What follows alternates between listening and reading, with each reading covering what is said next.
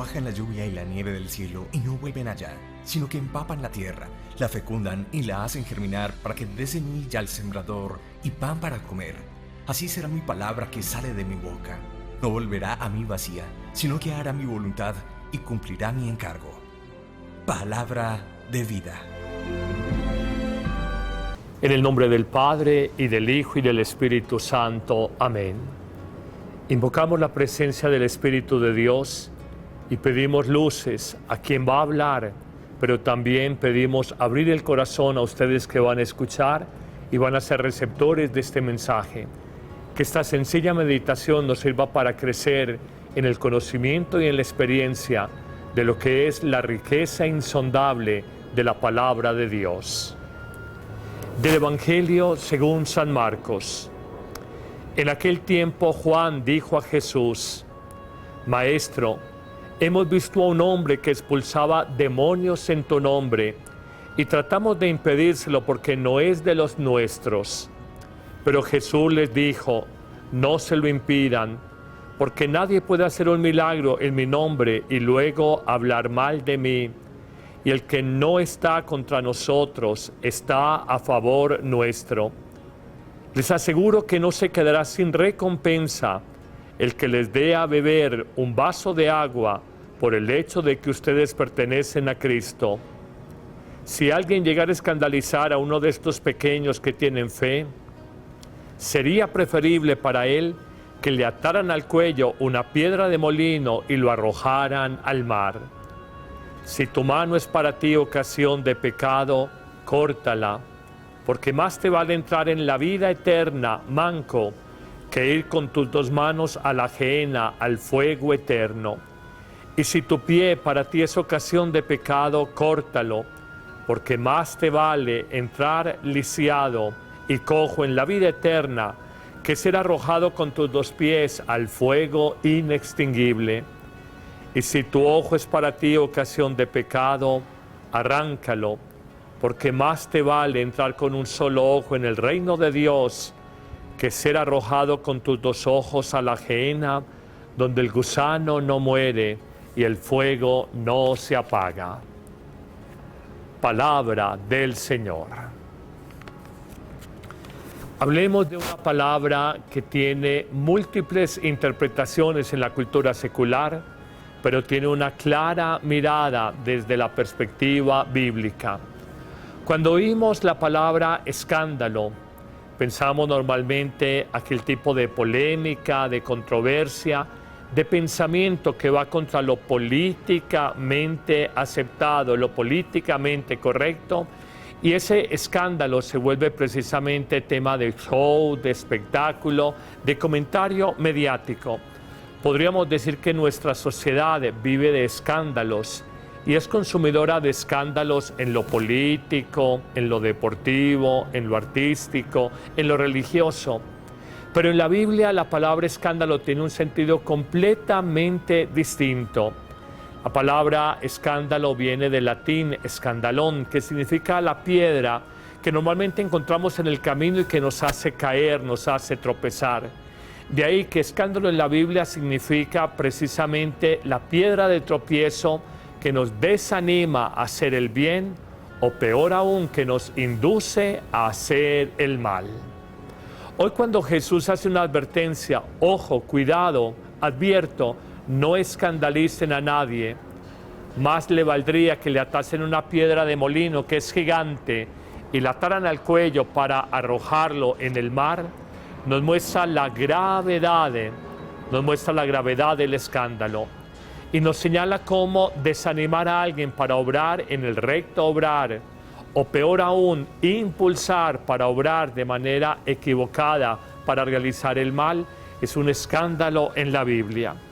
Pero detallemos un poco esto, desanimarnos para hacer el bien.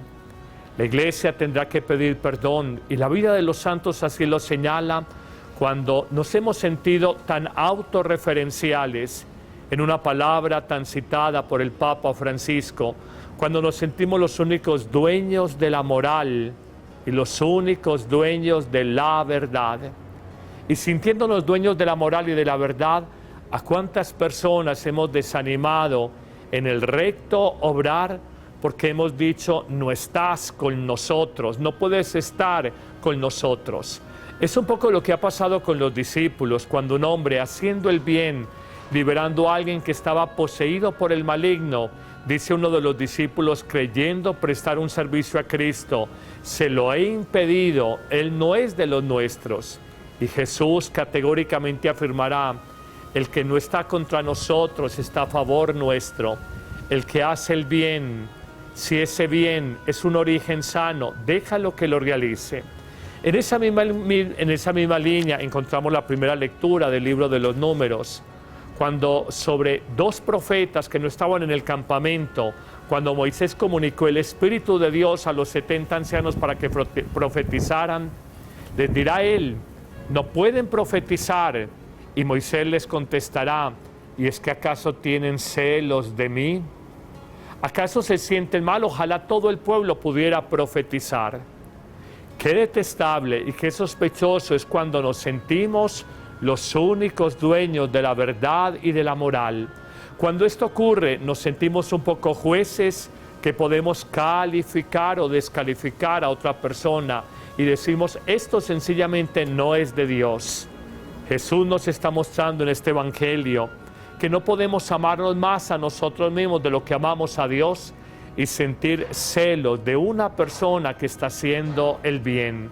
No se lo impidan, dirá Jesús en el Evangelio de hoy, porque el que está haciendo el bien no está contra nosotros. Y como decía Moisés siglos atrás, qué bueno que todo el pueblo de Israel tuviera ese don de profecía, que fueran muchos los que profetizaran. Pero hay una segunda dimensión del escándalo. Ya no es solamente desmotivar o desanimar para hacer el bien, sino que es incentivar o inducir para hacer el mal. Hay un capitulito, hay un numeral pequeño del Catecismo de la Iglesia Católica que siempre me ha puesto a pensar, el numeral 2286. Habla de que inducen al mal, que llevan a la equivocación algunas leyes humanas, algunas instituciones, algunas modas o corrientes de pensamiento y algunas opiniones. Claramente este numeral 2286 del Catecismo de la Iglesia Católica nos habla de cómo podemos ser inducidos al mal. Detallémoslo un poco más, la ley. Ampliemos el tema de la ley a las sentencias también de las altas cortes jurisdiccionales de una nación. Cuando por una ley de un congreso o por una sentencia de una alta corte de justicia se manda la muerte, eutanasia, se manda la muerte, aborto, y se dice que si no lo cumples puedes ser multado o perder tu trabajo o peor aún, cárcel, es un verdadero escándalo. Es inducir al mal. Estamos viendo la visita del Papa Francisco justo este domingo en Filadelfia y él ha visitado hace un par de días unas religiosas en Washington. Ellas han sido demandadas porque por el Servicio de Salud americano ellas están obligadas a las prácticas del aborto más allá de sus convicciones o más allá de sus principios religiosos, éticos o filosóficos. Las hermanas, una comunidad muy sencilla, hermanas de los pobres, han pedido, la ley hay que respetarla, pero no puede inducirnos al mal. No nos pueden obligar a nosotras, siervas de los pobres, a practicar un aborto a las personas que servimos bajo el argumento de que es una ley y de que hay que obedecerla a rajatabla. Encontramos la famosa sentencia de 1973 que autorizó el aborto en Estados Unidos de Norteamérica y que desde entonces se han practicado decenas de millones de abortos. Uno como sacerdote que conoce como nadie el alma de una madre cuando confiesa el aborto, sabe el dolor profundo que hay en su corazón y sabe que si hay un trabajo pastoral importante es el acompañamiento espiritual y es la sanación personal en ese duro trance de haberle negado la vida a un hijo. Uno como sacerdote lo sabe, Pero en este debate ideológico, político, legal, poco se nos pregunta a nosotros los clérigos, para las personas que tienen principios religiosos, que siente una madre, que dice una madre, que comunica una madre, que expresa una madre cuando ha abortado.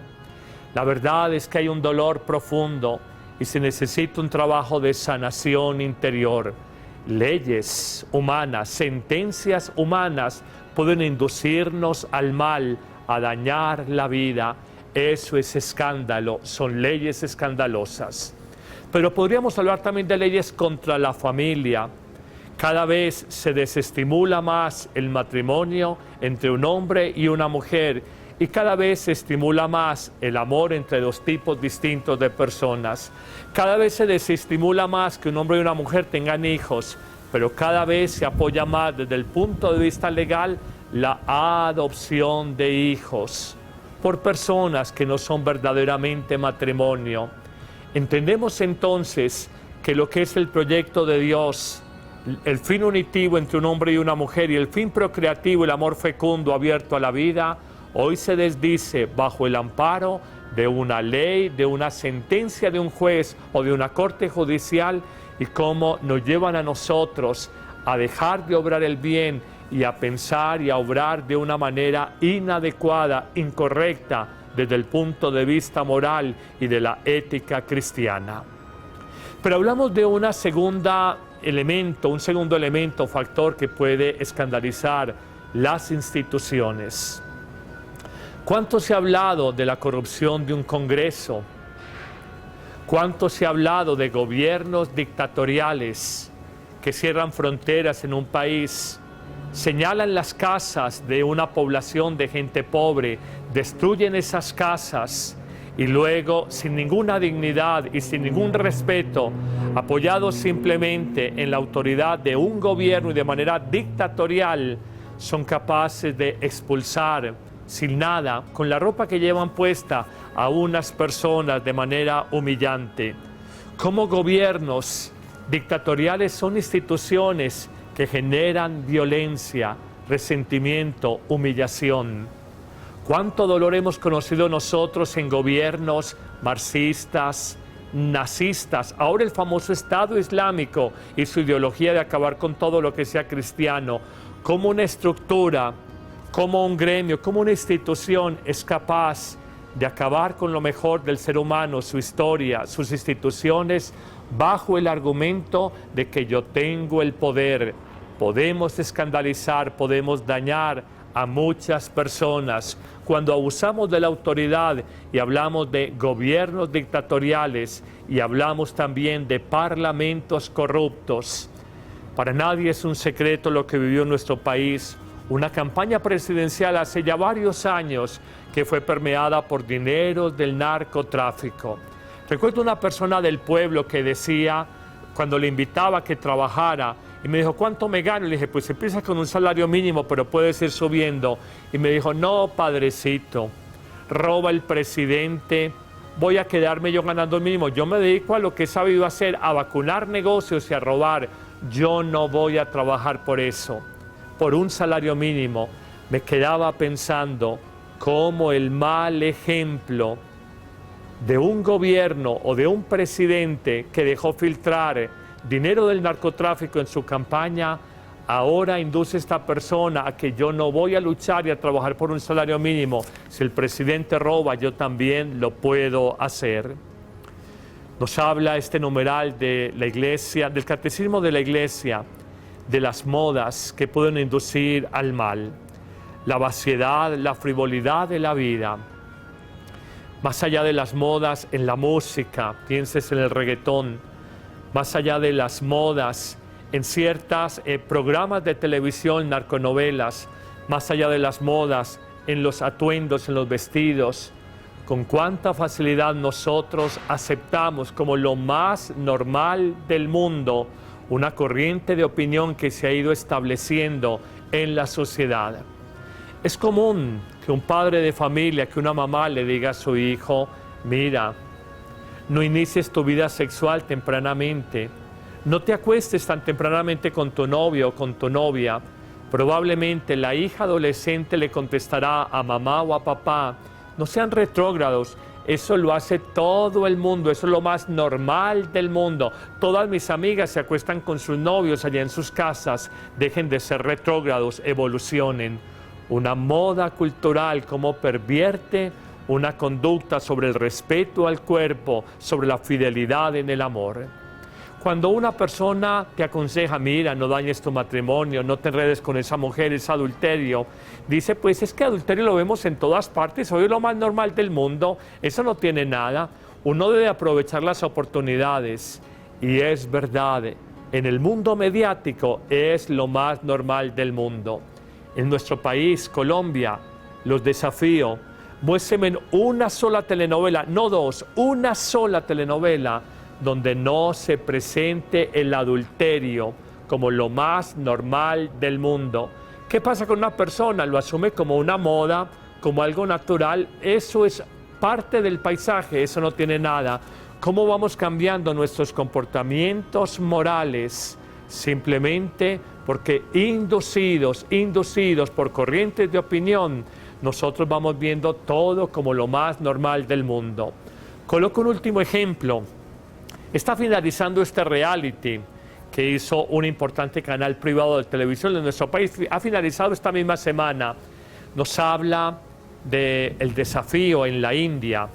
Me llama la atención que los concursantes colombianos, cuando llegaron a un centro espiritual, el ashram, les pidieron los hindúes que por su religión y por su crecimiento espiritual no podían los concursantes colombianos en este reality o programa de televisión colombiano entrar las mujeres en shorts cortos y en manga sisa.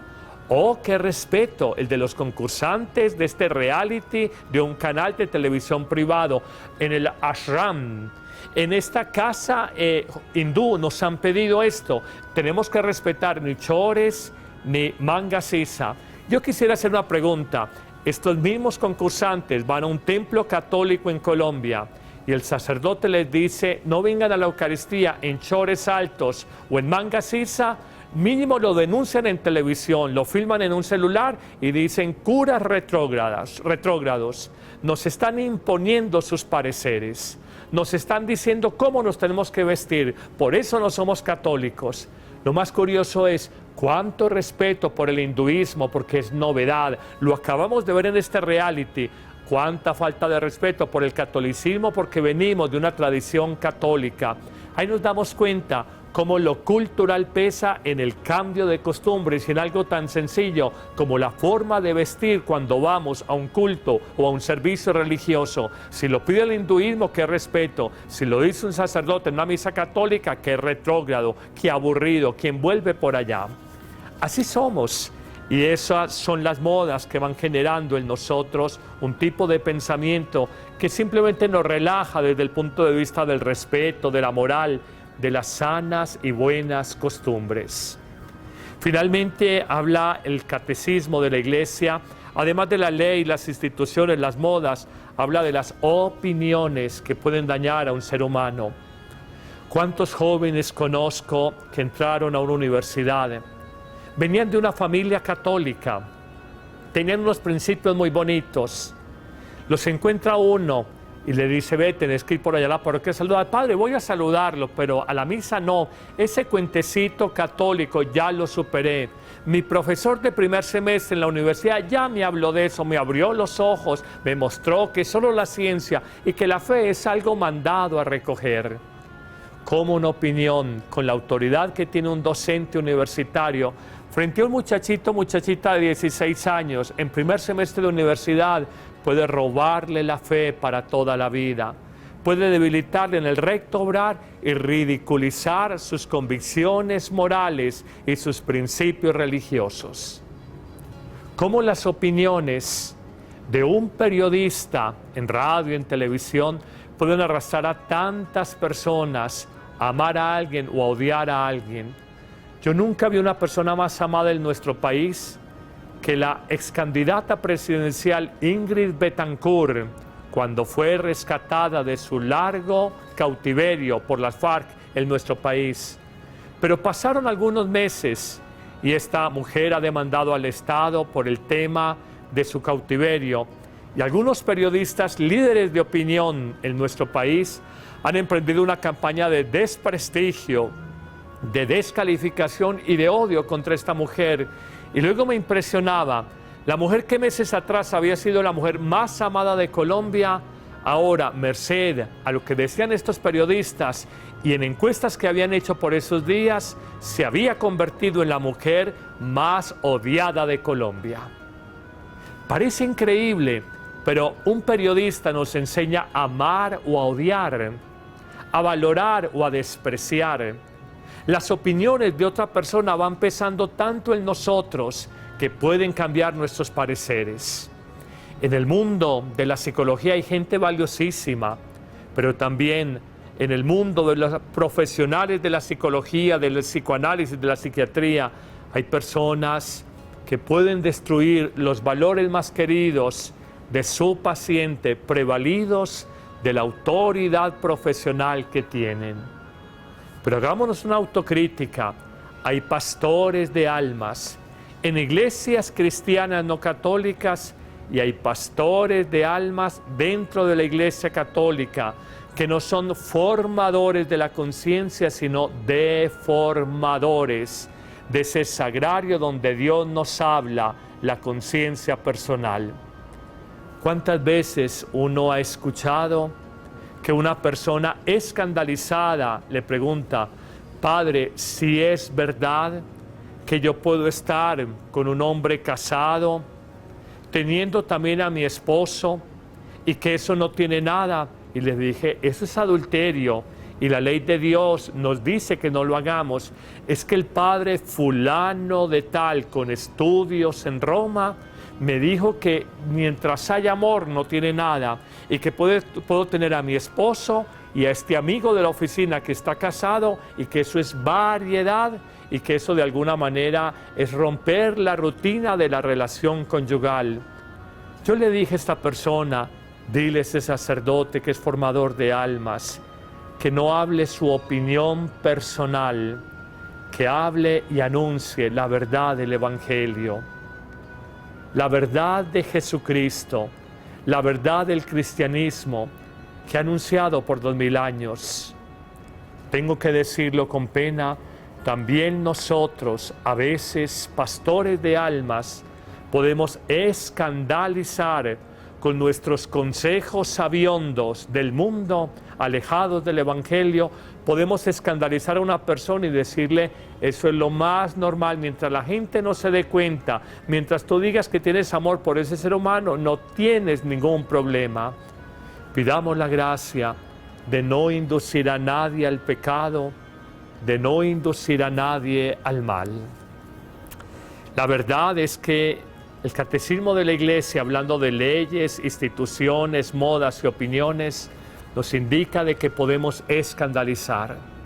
Hoy, pidamos que los grandes líderes y sobre todo los grandes medios de comunicación que tienen ese poder de mover opinión, de alguna manera convertir la conciencia para bien o para mal, se manejen con mucha responsabilidad y se conduzcan con un criterio de progreso de los pueblos y no simplemente de rating comercial. No le digamos a la gente, profesores, profesionales, periodistas, sacerdotes, lo que la gente quisiera simplemente escuchar, sino lo que es la verdad sobre el hombre, lo más profundo del ser. Enseñémosle a las personas a obrar en la verdad de Jesucristo si profesamos esta fe cristiana, una verdad que ha respondido a millones de personas durante 2000 años.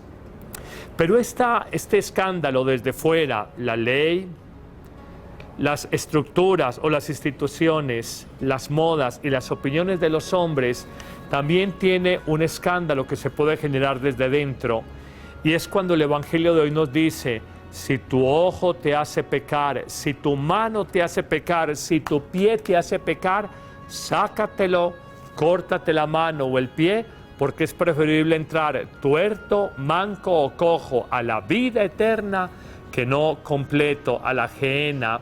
La Gehenna era un valle en el sur de Jerusalén donde ofrecían sacrificios precisamente de niños al ídolo Molec. Y que era la idea como simplemente de un lugar pagano, del lugar de la no vida, del lugar donde Dios no hace presencia. Así nos advierte el Evangelio: iremos a la Gehenna, al lugar del fuego inextinguible, refiriéndose a este valle, precisamente al sur de la ciudad de Jerusalén, donde sacrificaban niños al ídolo Molec, y significa que si nosotros escandalizamos, lo peor nos puede venir. No se trata de agradar a los hombres, se trata de agradar a Dios.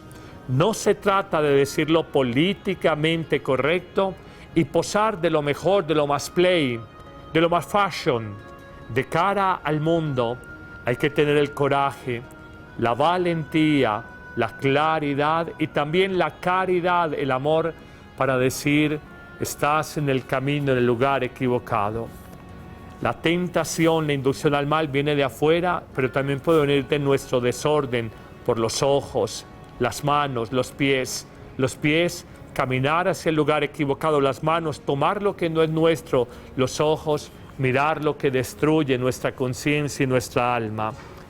Terminemos simplemente diciendo que el Evangelio previene el escándalo, sobre todo es grave sobre un pequeño de Dios. Se ha tomado tradicionalmente que los pequeños de Dios son los niños, pero no necesariamente. Pequeño de Dios es todo ser humano que de alguna manera ingenua se deja manipular, torcer en su conciencia, inducir al daño de su conducta, al daño en su manera de pensar. Hoy pidamos la gracia, y máxime si tenemos una autoridad política, económica, educativa o académica, religiosa, social. Si tenemos una autoridad en la familia, pidamos una gracia: no dañar a nadie, no escandalizar a nadie. Con claridad y también con mucha caridad, como nos lo pide el Papa, hablemos la verdad del Evangelio y mostremos al mundo que esa sabiduría bimilenaria de 2000 años todavía sigue vigente y por mucho tiempo lo hará para los hombres de todos los tiempos, de todas las épocas. Señor, ay del que escandalice uno de estos pequeños, más le valdría que le ataran una piedra de molino al cuello y lo arrojaran al mar. Señor, que yo no me deje inducir al mal por nadie, pero que yo tampoco escandalice, induzca a la maldad, al error, a la equivocación a ningún ser humano. Señor, dame la gracia, dame la luz de caminar en tu verdad. Amén.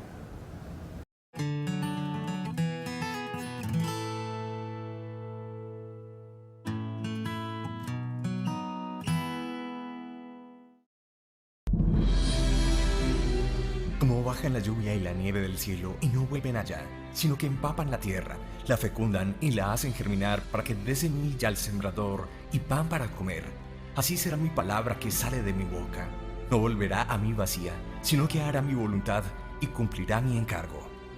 Palabra de vida.